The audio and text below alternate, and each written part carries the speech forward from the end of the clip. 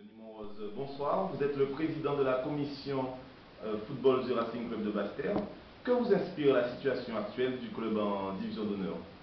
Beaucoup d'inquiétudes, puisque nous venons d'entamer la deuxième phase de ce championnat, et c'est vrai que les résultats que nous enregistrons dans les deux premières journées retour ne nous facilitent pas la tâche, puisque nous sommes toujours dans la zone des relégables. Et c'est vrai que nous avons de quoi nous poser des questions aujourd'hui sur le maintien du Racing en division d'honneur cette année. Pensez-vous que les joueurs soient conscients de la situation de l'équipe Fagnon et qu'ils fassent le maximum pour s'en sortir? Je pense qu'ils sont conscients, puisque ce sont les premiers responsables de nos résultats. Maintenant, est-ce qu'ils ont les moyens pour qu'on puisse s'en sortir? Ça, c'est une question que j'aurais préféré que ce soit les techniciens qui y répondent. Maintenant, c'est un groupe qui est ensemble depuis un certain nombre d'années. Je ne sais pas si ce n'est pas le revers de la médaille, mais je pense que, très sincèrement, c'est une opinion dont je suis seul le responsable. Je pense qu'il n'y a pas suffisamment d'implication de la part des joueurs, il n'y a pas suffisamment d'envie. Et même dans tous les matchs que nous avons perdus, ce sont des matchs que nous perdons par un but d'écart, et c'est un manque de concentration, un manque de sérieux, un manque de préparation. Et je pense qu'il est temps que tout un chacun fasse son autocritique, fasse son examen de conscience pour voir si on peut encore sauver le Racing et qu'il puisse rester en division d'honneur l'an prochain. Peut-on dire que le Racing Club de Basse-Terre aujourd'hui est en crise? On ne peut pas parler de crise encore, mais c'est vrai que vous savez que chaque fois qu'il y a de mauvais résultats, il y a beaucoup de bruit qui court, le staff technique peut être remis en question, les joueurs aussi se critiquent entre eux, chacun renvoie les responsabilités sur les autres. Mais en tout cas, au sein de l'administration du Racing, nous n'avons pas encore pris de décision concernant un éventuel changement au niveau du staff technique. Et nous essayons de maîtriser la situation au maximum.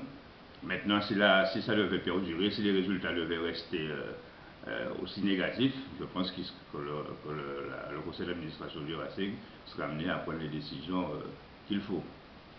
Justement, le monde sportif s'est étonné à la fin de la saison passée, après votre titre de champion en PHR, de ce changement au niveau de l'encadrement technique de l'équipe senior. Qu'en était-il? Bon, il faut savoir que nous ne sommes pas les dirigeants les plus bêtes du football guadeloupéen.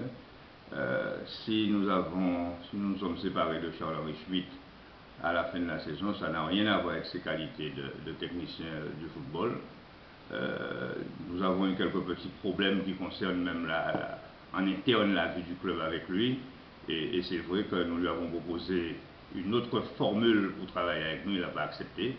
Mais c'est dommage. Bon, maintenant la page est tournée. Charles-Henri Schmitt, quand même, il prouve tous les jours que c'est un entraîneur compétent. Il est en train de faire un travail au Saint-Paul Football Club.